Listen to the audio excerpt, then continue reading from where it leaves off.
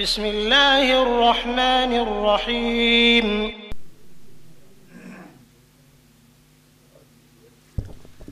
نحمده ونصلي ونسلم على سيدنا ومولانا محمد رسوله النبي الأمين المكين الحنين الكريم الرؤوف الرحيم. أما بعد، أعوذ بالله من الشيطان الرجيم. بسم الله الرحمن الرحيم. وأقيموا الصلاة. صدق الله العظيم. إن الله وملائكته يصلون على النبي يا أيها الذين آمنوا صلوا عليه وسلموا تسليما. اللهم صل على سيدنا ومولانا محمد وعلى آله وأصحابه وبارك وسلم. الصلاة والسلام عليك يا رسول الله وعلى آلك وأصحابك يا حبيب الله. الصلاة والسلام عليك يا رسول الله وعلى آلك وأصحابك يا حبيب الله. اللہ تبارک و تعالی وحدہ لا شریک کا بے پایاں فضل و کرم اور احسان و انعام ہے کہ جس نے باعث تخلیق کائنات،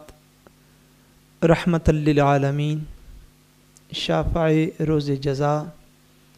حضور سیدنا محمد مصطفیٰ صلی اللہ علیہ وآلہ وسلم کے مبارک وسیلہ سے ہم سب کو دولت ایمان عطا فرمائی. اللہ تبارک و تعالی کما حق ہو ہمیں اس دولت کی قدر کرنے کی توفیق عطا فرمائے. آمین. نماز کے مسائل کے حوالے سے الحمدللہ تعالی ہماری گفتگو جو ہے یہ جاری ہے، اور اس کئی مہینوں سے آپ کو پتہ ہے ہمارا یہ موضوع درمیان میں کچھ خاص موضوعات اگر آج ہم جس طرح ماہ ربیع الاول شریف ہے یا محرم شریف ہے تو ان کو چھوڑ کر مسلسل ہمارا یہ موضوع چل رہا ہے، اس لیے کہ نماز مسلمان کا اولین فریضہ جو ہے وہ نماز ہے. میں سمجھتا ہوں اگر اس کے جملہ مسائل ہم سیکھنے میں کامیاب ہو جائیں، دوسرے لوگوں تک پہنچانے میں کامیاب ہو جائیں، تو یہ نہ صرف کہ یہ بہت بڑی نیکی ہے بلکہ یہ ہماری بنیادی ضرورت ہے. آج کی گفتگو میں چند مسائل نماز کے توڑنے کے حوالے سے کہ کن باتوں کی وجہ سے نماز کو توڑا جا سکتا ہے اور کن اعمال کی وجہ سے نماز ٹوٹ جاتی ہے. ان دونوں میں فرق ہے. ایک ہے نماز کا ٹوٹ جانا خود بخود، ایک ہے اپنے ارادے کے ساتھ نماز کو توڑ لینا. اگر کوئی شخص مال کے نقصان کے خطرے میں مبتلا ہو کہ وہ نماز پڑھ رہا ہے اور نماز پڑھتے ہوئے اس کے مال کے لٹ جانے کا خدشہ ہے، مال کے ضائع ہو جانے کا خدشہ ہے، مال کے چوری ہو جانے کا ڈر ہے، اور وہ شخص اپنے مال کو بچانا چاہتا ہے، بے شک وہ ایک جوتا ہی کیوں نہ ہو، اس کا مال ہے، رزق حلال سے اس نے کمایا ہے، جمع کیا ہے. اگر نماز پڑھتے ہوئے مال کے لٹ جانے کا خوف ہو تو ایسے نمازی کے لیے نماز کو توڑ لینا جائز ہے، جس کو مباح کہا جاتا ہے. کیا کہا جاتا ہے بولیے؟ مباح، یعنی جائز ہے اس کے لیے. اگر وہ نہ توڑے تو اس کو اختیار ہے بے شک نہ توڑے. اگر وہ اللہ تبارک و تعالیٰ کی بارگاہ میں حاضر ہونے کو ترجیح دیتا ہے اور مال کے نقصان کو برداشت کر لیتا ہے، وہ مال بے شک 1 روپے کا ہے، 1 کراؤن کا ہے یا ہزارہ کراؤنز کا ہے، یہ اس نمازی کے اوپر انحصار ہے اس بات کا. یعنی نہ اس کے لیے نماز کو توڑ لینا واجب ہے اور نہ ہی اس کے لیے نماز کو توڑ لینا گناہ ہے. اگر نمازی نماز پڑھ رہا ہو اور اس کے مال کے چوری ہو جانے کا ڈر ہو، مال کے نقصان کا ڈر ہو، مال تھوڑا ہو یا زیادہ سے سروکار نہیں ہے، اس نمازی کے لیے جائز ہے، مباح ہے کہ وہ اپنی نماز کو توڑ لے اور اپنے مال کی حفاظت کر لیں۔ اور مباح کا لفظ جب بھی جہاں سے بھی سنیں اس بات کو یاد رکھیں، مباح کا مطلب ہے کہ اختیار جو ہے وہ اس شخص کو دے دیا گیا، اس کے لیے جائز ہے، دونوں آپشن اس کے پاس موجود ہیں۔ اگر چاہے تو اللہ تبارک و تعالیٰ کی بارگاہ میں کھڑا رہے اور اپنے مال کی قربانی برداشت کر لے۔ مثلاً آپ یوں کہہ لیں کہ اگر ایک بندے کی ٹوٹل آمدنی جو ہے مہینے کی انتھیکٹ اس کی 5-7 ہزار پاکستانی روپے ہے بالفرض، تو اگر اس کا ایک جوتا اس کے سامنے نماز کی حالت میں کوئی شخص چوری کر کے چلا جاتا ہے، یا اس نے نماز پڑھتے ہوئے رکوع میں گیا، سجدے میں گیا، کچھ پیسے جو ہے وہ زمین پر گر گئے، کوئی بندہ ایسا بدطینت ہے کہ وہ وہاں سے اٹھا کے بھاگنا چاہتا ہے، تو اگر جس کی انتھیکٹ تھی 5-7 ہزار روپے ہے، اس کی کیفیت اور ہے، اور جس کی انتھیکٹ 5-7 لاکھ روپے ہے اس کی کیفیت اور ہے۔ صاحب ظاہر وہ جوتے کو پھر کیا ترجیح دے گا کہ جو باہر جا کے آدھے جوتے کی دکان بھی خریدنے کے قابل ہو، وہ کیا ترجیح دے گا؟ لیکن اس کے باوجود اختیار اس بندے کے پاس شریعت اس کو دیتی ہے کہ اگر کسی کو مال کے لٹ جانے کا خوف ہو، مال کے نقصان کا ڈر ہو، تو اس کے لیے یہ جائز ہے کہ وہ اگر چاہے تو نماز توڑ کر اپنے مال کی حفاظت کر سکتا ہے۔ دوسری چیز جس کے اندر نماز کو توڑ دینے کا اختیار نمازی کو حاصل ہوتا ہے وہ یہ ہے کہ اگر کسی بندے کو نماز میں اللہ تبارک و تعالیٰ کی یاد مناسب طریقے سے وہ فیل کر رہا ہو کہ اللہ تبارک و تعالیٰ کی یاد جس طرح اس کی کیفیت ہوتی ہے نماز میں، اس کو وہ کیفیت حاصل نہیں ہو رہی۔ جس طرح آپ یوں کہنے کے بعد کوئی ایسا بندے نے نماز شروع کی، مثلا فار ایگزامپل اب یہ کہہ اس کے لباس کے اندر کوئی ایسی پرابلم ہے کہ وہ سمجھتا ہے کہ جتنی دیر رکوع کرے گا، سجدہ کرے گا، دھیان اس کا اس لباس کی طرف ہی رہے گا، اور وہ اگر نماز توڑ کر اس کو درست کرے پھر زیادہ خشوع کے ساتھ، زیادہ خضوع کے ساتھ، زیادہ توجہ کے ساتھ اللہ تبارک و تعالیٰ کی عبادت وہ کر سکتا ہو۔ ایسی صورت میں یعنی کوئی چیز جو خشوع اور خضوع میں رکاوٹ ڈال رہی ہو، اللہ تبارک و تعالیٰ کی یاد میں رکاوٹ ڈال رہی ہو دوران نماز، اور دھیان پلٹ پلٹ کے اس طرف جا رہا ہو، اور بندہ سمجھتا ہو کہ اگر میں اپنا یہ عذر اور اپنی یہ تکلیف اور اپنی یہ جو پرابلم ہے اس کو سالو کر لوں اور پھر نماز پڑھ لوں تو میں زیادہ خشوع کے ساتھ، زیادہ خضوع کے ساتھ، زیادہ توجہ کے ساتھ اللہ تبارک و تعالیٰ کی عبادت کر سکتا ہوں، ایسی صورت میں نماز کا توڑ لینا زیادہ بہتر ہے۔ پہلی صورت میں نے عرض کیا مباح اور جائز ہے، اور یہ جو دوسری صورت ہے اس میں یہ فقہاء نے اس کو مستحب لکھا ہے، یہ زیادہ افضل اور بہتر ہے، کیونکہ نماز کا ٹارگٹ اور منزل جو ہے وہ زیادہ سے زیادہ اللہ تبارک و تعالیٰ کا قرب پانا ہے، زیادہ سے زیادہ اللہ پاک کے قریب ہونا ہے نماز پڑھ کے۔ ایسی صورتحال میں جو ہے وہ نماز کا توڑ لینا جو ہے یہ افضل اور اعلیٰ ہے۔ نہ بھی کرے تو پڑھنا چاہے تو پھر بھی پڑھ سکتا ہے، صاف ظاہر ہے حرام یا گناہ نہیں ہوگا۔ تیسری صورت ایک صورت ایسی ہے کہ جس میں نماز کا توڑ لینا جو ہے وہ واجب ہے، اور وہ صورت یہ ہے کہ اگر دوران نماز کسی بندے کو اپنی جان کے جانے کا خطرہ ہو، دوران نماز جان کے جانے کا خطرہ ہو، چاہے وہ اپنی جان ہو یا ساتھ کسی مسلمان بھائی کی جان ہو، اگر نماز پڑھتے ہوئے یعنی اب شرعی احکام کو دیکھیں آپ، اور اس دور کی فرقہ واریت کو آپ دیکھیں، یعنی کتنا فرق ہے کہ دین کی تبلیغ کرنے والے اور دین کو لوگوں تک پہنچانے والے، ان کی ایک فرقہ واریت کو آپ ملاحظہ کریں اور دین کے حکم کو آپ ملاحظہ کریں تو زمین آسمان جتنا فرق نکل آئے گا۔ یعنی حکم شریعت یہ ہے کہ اگر کسی شخص کی جان کا خطرہ ہو یا کسی اور مسلمان کی جو اس کے پاس ساتھ نماز پڑھ رہا ہے نمازی، اس کی جان کا خطرہ ہو، تو ایسی صورتحال میں جان بچانے کے لیے نماز کا توڑ دینا واجب ہے۔ جان بچانے کے لیے نماز کا توڑ دینا واجب ہے کہ بندہ فوری طور پر توڑ دے اور جان کو بچانے کی کوشش کرے۔ ایک طرف دین کا تو یہ حکم ہے، اور اب دوسری طرف یہ ہے کہ ہمارے ہاں لوگ نماز پڑھ رہے ہیں، اللہ کے حضور کھڑے ہیں، عبادت کر رہے ہیں، پیچھے سے فائرنگیں ہو رہی ہیں، بم بلاسٹ کیے جا رہے ہیں، خود کچھ حملہ آور جو ہیں وہ مسجدوں میں داخل ہو کے مسلمانوں کی جان لینا چاہتے ہیں۔ کہاں یہ حکم کہ اگر جان کا خطرہ ہو تو نماز کو بھی توڑ ڈالو،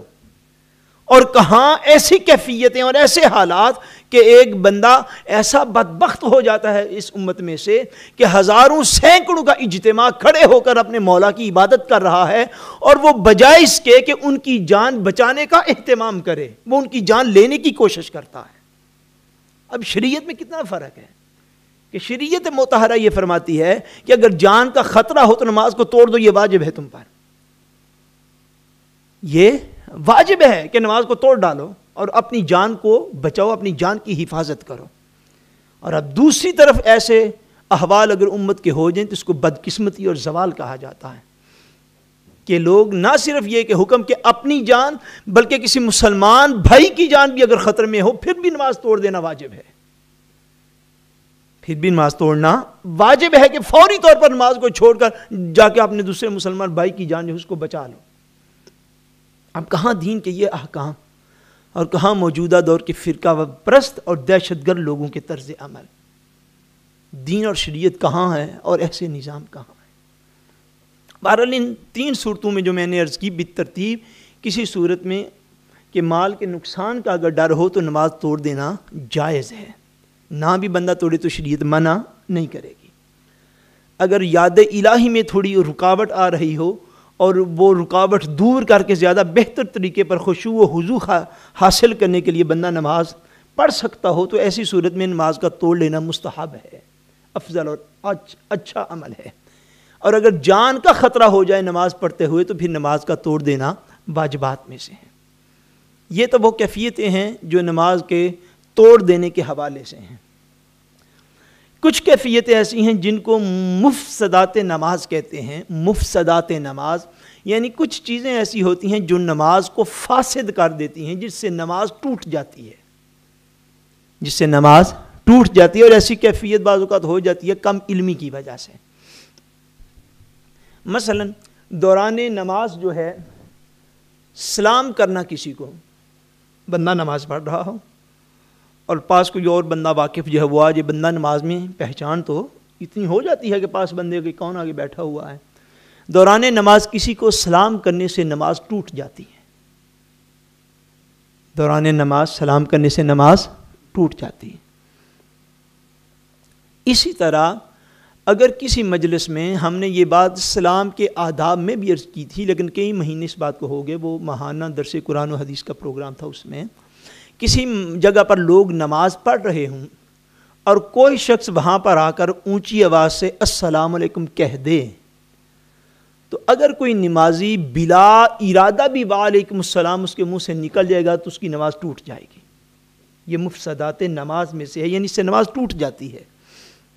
اس لیے اسلام کے آداب میں یہ چیز ہمیشہ بیان کرنی چاہیے۔ اب ہماری روٹین بھی عموم اس طرح کی ہو گئی ہے کہ ایک چیز کی فضیلت پر اتنا زور دیتے ہیں کہ اگلے بندے کو مسائل کی سمجھ ہی نہیں آتی۔ یعنی ہر چیز کا ہر پہلو بیان کیا جانا چاہیے تاکہ بیلنس اور اعتدال جو ہے وہ برقرار رہے۔ یعنی سلام کرنے کی بڑی فضیلت ہے مومنین کو، لیکن آداب میں سے یہ ہے کہ جس جگہ پر لوگ نماز پڑھ رہے ہوں وہاں پر آ کر اونچی آواز سے السلام علیکم نہ کہا جائے۔ اگر کوئی بندہ نماز نہیں پڑھ رہا، جس طرح ہم نماز سے پہلے بالعموم سنتیں پڑھتے ہیں، کوئی 2-4 بندے بیٹھ کے پڑھ رہے ہیں، کوئی 2-4 پڑھ رہے ہیں، 2-4 پڑھ کے فارغ ہو کے بیٹھے ہوئے ہیں، جو فارغ ہو کے بیٹھے ہوئے ہیں آپ ان کے پاس اگر کوئی واقف ہے تو پاس آ کے تو السلام علیکم آہستہ آواز سے کہہ سکتے ہیں۔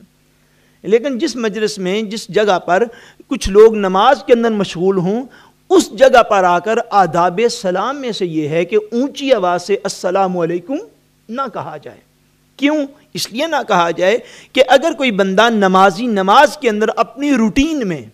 کوئی اونچی آواز سے آ کے کہے گا السلام علیکم، اور وہ بندہ نماز میں قیام رکوع سجود میں ہے، اور اگر وہ بندہ بلا ارادہ منہ سے وعلیکم السلام کہہ دے گا تو اس شخص کی نماز جو ہے وہ ٹوٹ جائے گی، اس شخص کی نماز ٹوٹ جائے گی۔ اور مفسدات نماز میں یہ چیز بھی شامل ہے کہ اگر کسی شخص نے بندہ نماز پڑھ رہا ہو، پاس بیٹھا ہوا کوئی شخص ہو، وہ کوئی مصیبت کی خبر سنا دے، مال کے یا جان کے نقصان کے ڈر کی خبر سنا دیں، اور چونکہ مال اور جان کا بالخصوص جب جان کے نقصان کی خبر ہو تو عام طور پر مسلمان کی زبان سے انا للہ و انا الیہ راجعون کے الفاظ نکل جاتے ہیں۔ اسی طرح اگر کوئی شخص جو ہے وہ نماز پڑھ رہا ہے، اچھا کاروباری آدمی ہے، وہ نماز پڑھ رہا ہے، پاس اس کا کوئی انصت آ جاتا ہے، پاس اس کا ملازم آ جاتا ہے، وہ ملازم آپس میں باتیں کر رہے ہیں، وہ نماز نہیں پڑھ رہے، نماز وہ پڑھ رہا ہے، وہ آ کے باتیں کرتے ہیں، آج جی ہم تو دکان پر بیٹھے ہوئے تھے تو آج ہی ہمیں 10,000 کراؤن کا نفع جو ہے وہ 1 گھنٹے کے اندر ہوا۔ اب وہ جو نماز پڑھ رہا ہے، چونکہ جب اچھی خبر ملے، خاص طور پر مال کے نفع کی خبر ملے یا کوئی بھی اچھی خبر ملے، کسی کے گھر 2 3 4 5 6 سال ہو گئے ہوں، اولاد نہ ہو رہی ہو، خبر مل جائے اچانک اللہ پاک نے اس کو بیٹی یا بیٹا عطا کر دیا ہے، تو یہ ایسی چیزیں ہوتی ہیں کہ بلا ساختہ بندے کی زبان سے جو ہے ایک عام روٹین کے طور پر نکل جاتا ہے کہ شکر الحمدللہ۔ یعنی ایسی کیفیات جب بن جائیں، اگر بندہ دوران نماز باہر سے کوئی جو ہے وہ چیز لے کر، یعنی باہر سے سن کر، غیر نمازی سے سن کر بندہ انا للہ و انا الیہ راجعون کہے یا الحمدللہ کہے، دونوں صورتوں میں نماز ٹوٹ جاتی ہے، دونوں صورتوں میں نماز ٹوٹ جاتی ہے، اور یہ مفسدات نماز میں سے ہے کہ ایسی کیفیت میں نماز جو ہے وہ ٹوٹ جائے گی۔ اسی طرح اگر ایک بندہ نماز پڑھ رہا ہو اور نماز پڑھتے ہوئے وہ بندہ نماز غلط پڑھ رہا ہے بالفرض، پاس سے جو بندہ جو کہ نماز کی حالت میں نہیں ہے، وہ اس کو لقمہ دیتا ہے، نماز اپنی یوں کر لو۔ اس میں پاس بیٹھنے والوں کے لیے بھی ایک اصلاح ہے، چھوٹا بچہ جو اس کا معاملہ نہیں، نماز جن کے اوپر فرض ہے ان کے مسائل یہ سارے بیان ہو رہے ہیں۔ اچھا پاس بیٹھا ہوا بندہ کہتے تو نماز اپنی یوں درست کر لے، وہ جو نماز کی حالت میں ہے وہ اس کا لقمہ لے لیتا ہے، اس کی نماز ٹوٹ جائے گی، اس کی نماز ٹوٹ جائے گی۔ ایسی کیفیت میں اگر ایک عاقل بالغ سمجھدار آدمی نماز پڑھ رہا ہو اور وہ درست طریقے پہ نہ پڑھ رہا ہو، پاس بیٹھے ہوئے شخص کو جو نماز کی حالت میں نہیں ہے اس کو، اس نمازی کو لقمہ دینے کی اجازت بھی نہیں ہے۔ جب وہ پڑھ لے بعد میں اس کی غلطی پر متنبہ کرے، بعد میں اس کی غلطی پر اطلاع دے، دوران نماز اس کو فشٹیرے یا ڈسٹرب نہیں کرے گا۔ اگر کرے گا اور وہ اس کی ڈسٹربنس کو قبول کر لے گا کہ یار نہیں میں تو غلط پڑھ لوں، اس بندے نے چلو مجھے بتا دیا تو میں اب صحیح پڑھ لوں، باہر غیر نمازی جو ہے اس کی دی ہوئی اطلاع پر اپنی نماز کے اندر کوئی فعل کرنے سے بھی نماز جو ہے وہ ٹوٹ جاتی ہے، نماز جو ہے وہ ٹوٹ جاتی ہے۔ اسی طرح امام صاحب جماعت کروا رہے ہیں اور غیر مقتدی کا لقمہ وہ منہ تھا کر لیں تو ان کی نماز بھی ختم۔ ایک جگہ پر جماعت ہو رہی ہو، پیچھے جو مقتدی کھڑے ہیں، امام صاحب کوئی غلطی کرتے ہیں، مقتدی جو ہیں وہ ان کو ان کی غلطی پر متنبہ نہیں کرتے، مقتدیوں کو نہیں پتہ چلتا کہ وہ غلطی ہو گئی ہے، اور باہر سے ایک بندہ جو ہے جو ان کا مقتدی نہیں ہے وہ غلطی پر اطلاع دیتا ہے۔ فور ایگزامپل اب قرآن مجید پڑھنے میں غلطی ہو سکتی ہے یا کسی اور ایسے مقام پر غلطی ہو جاتی ہے، اگر امام صاحب غیر مقتدی کا لقمہ وصول کریں تو ان کی نماز بھی ختم ہو جائے گی، اور اسی طرح مقتدی جو ہے وہ غیر نمازی کا، کہ جو بندہ نماز کے اندر شامل نہیں ہے، اس کی طرف سے دیا ہوا کوئی لقمہ قبول کرے تو اس کی بھی نماز ختم ہو جائے گی۔ یہ چیزیں جو ہیں یہ ان کو مفسدات نماز کہتے ہیں، مفسدات نماز۔ حتیٰ کہ اگر بندہ نماز کے اندر کھڑا ہو اور باہر سے ایک شخص جو ہے اللہ تبارک و تعالیٰ کا نام لے، اللہ تبارک و تعالیٰ کا نام لے، غیر نمازی شخص، اور ایک بندہ پاس نماز پڑھ رہا ہو، اگر اللہ تبارک و تعالیٰ کا نام سن کر اگر کسی نے دوران نماز جلا جلالہ بھی کہا، کیا بولیے، جلا جلالہ بھی کہا، یا کسی غیر نمازی نے کسی نمازی کے پاس نبی کریم صلی اللہ علیہ وسلم کا نام لیا اور اس شخص نے نماز میں باہر سے بندے سے سن کر صلی اللہ علیہ وآلہ وسلم بھی کہہ دیا تو نماز ٹوٹ گئی، تو نماز ٹوٹ جائے گی۔ یعنی ایسی کیفیت میں ان چیزوں کو مفسدات نماز کہا جاتا ہے۔ ہاں اگر نمازی اپنی روٹین کے اندر فور ایگزامپل سورہ الاحزاب پڑھ رہا ہے اور اس کے اندر وہ آیت پاک آ جاتی ہے جس کو آیت درود کہا جاتا ہے، ان اللہ و ملائکتہ یصلون علی النبی یا ایھا الذین آمنوا صلوا علیہ وسلموا تسلیما، کیونکہ اس آیت پاک کے سننے کے بعد درود پاک پڑھنا بھی واجب ہے۔ اور ایک بندہ نماز کے اندر پڑھ رہا ہو اور وہ روٹین کے اندر اس کے آگے خود ہی اللہم صلی علی محمد شروع کر دے، جب وہ خود بغیر باہر سے کوئی لقمہ لیے پڑھے گا پھر نماز نہیں ٹوٹے گی۔ یہ فرق ہے، اس کے اندر ضرور یاد رکھیے گا، یہ فرق پھر نہیں ٹوٹے گی۔ اور اسی طرح اللہ تبارک و تعالیٰ کی عظمت کی کوئی آیت پڑھ دی اور خود ہی پڑھتے پڑھتے جل جلالہ منہ سے نکل گیا، پھر بھی نہیں ٹوٹے گی۔ اگر باہر سے کوئی ایسا اثر قبول کیا دوران نماز کہ باہر کسی نے اللہ اکبر کہا، منہ سے جل جلالہ نکل گیا، باہر پاس بیٹھے ہوئے کسی شخص نے نبی کریم صلی اللہ علیہ وسلم کا نام لیا تو نمازی سے نماز میں صلی اللہ علیہ وآلہ وسلم نکل گیا، نماز ٹوٹ جائے گی، نماز جو ہے ٹوٹ جائے گی۔ اس لیے اس امور کے اندر بندے کو بڑی احتیاط کی ضرورت ہے کہ جب بندہ نماز کو پڑھے تو کم سے کم نماز کی حالت سے باہر جو شخص ہے اسے کسی قسم کا کوئی لقمہ نماز کی حالت میں وصول نہ کرے، اس کے کسی ریئیکٹ پر اپنی نماز کے اندر کوئی خلل واقع نہ کرے۔ اور ان سے بھی زیادہ جو پاس غیر نماز کی حالت میں لوگ موجود ہیں، یہ مسائل ان کے سیکھنے والے ہیں کہ اگر کوئی شخص نماز کے اندر کوئی غلطی کوتاہی کر رہا ہے تو نماز کی حالت میں اس کو کسی قسم کی ڈسٹربنس نہ دیں، بلکہ جب وہ بندہ نماز سے فارغ ہو جائے بعد میں اس کو بتائیں کہ آپ سے یہ غلطی جو ہے وہ ہو گئی ہے، تو آئندہ سے آپ اپنی اصلاح کر دیں، یہ بہترین طریقہ ہے۔ یہ چیزیں جو ہیں یہ مفسدات نماز میں سے۔ ایک اور چیز بات چیت کرنا، کیا بولیے؟ بات چیت کرنا، گفتگو کر لینا۔ ان چیزوں سے ہٹ کر جو میں نے عرض کی، ویسے اگر بندہ نماز کے اندر کوئی بھی بات کر دے تو نماز ٹوٹ جاتی ہے، نماز جو ہے وہ ٹوٹ جاتی ہے، اس سے بہت پرہیز کرنا چاہیے۔ اس مقام پر ایک بات جو ہے وہ سمجھنے والی ہے کہ نماز کے اندر تھوڑی بہت گفتگو کر لینا یہ جو تھا کبھی اسلام میں جائز تھا، کبھی اسلام میں جائز تھا۔ صحابہ کرام رضوان اللہ علیہم اجمعین فرماتے ہیں کہ ہم نماز کے اندر معمولی گفتگو جو ہے وہ کر بھی لیا کرتے تھے۔ یہ دین کا وہ سینس ہے اور دین کی وہ بصیرت ہے جو اس دور میں دین سے محبت ہونے کے باوجود بہت سے مسلمانوں کو حاصل نہیں ہے، جو میں عرض کرنے والا ہوں۔ وہ یہ ہے کہ چونکہ میں یہ عرض کر رہا ہوں کہ کبھی جب نماز فرض ہوئی شروع ابتدا کے اندر تو نماز کے اندر تھوڑی بہت گفتگو عام طور پر کر لینا جو ہے، بالکل اسی طرح سلام کا جواب دے لینا، یہ بھی شروع میں جائز تھا، یہ بھی گفتگو ہے۔ سلام کا جواب دے لینا یہ شروع میں جائز تھا، لیکن بعد میں نبی کریم صلی اللہ علیہ وسلم نے اس سے منع فرما دیا۔ اب جب حضور نے منع فرما دیا، اس بات کو ایک دین کے طالب علم کے طور پر ہر مسلمان کو یہ بات یاد رہنی چاہیے کہ جب حضور صلی اللہ علیہ وسلم نے ایک عمل مبارک منع فرما دیا، اور یہ منع جو ہے یہ کب ہوئی؟ یہ منع ہجرت مدینہ کے بعد جا کر ہوئی، ہجرت مدینہ کے بعد۔ اور مسلمان جب سے آپ پر ایمان لائے تھے، مسلمان تو اس وقت سے نمازیں پڑھ رہے تھے۔ 5 وقت کی نماز بے شک شب معراج فرض ہوئی، مگر نماز اس سے پہلے بھی پڑھی جا رہی تھی۔ اور 13 سال تک نبی کریم صلی اللہ علیہ وآلہ وسلم مکہ معظمہ میں رہے۔ 13 سال کے بعد اپنے ہجرت فرمائی، اور کم و بیش غزوہ بدر دوسرے سال میں جا کر ہوا، اور دوسرے سال میں جا کر نماز کے اندر کلام کرنا، نماز کے اندر گفتگو کرنا جو ہے یہ منع کر دیا گیا۔ اب میں آپ کو جو چیز عرض کرنا چاہتا ہوں وہ یہ ہے کہ 13 سال کا مکی دور کا ریکارڈ اور 2 سال کا مدنی دور کا ریکارڈ، وہ ساری چیزیں بھی جو ہیں وہ بھی کتب احادیث کے اندر موجود ہیں۔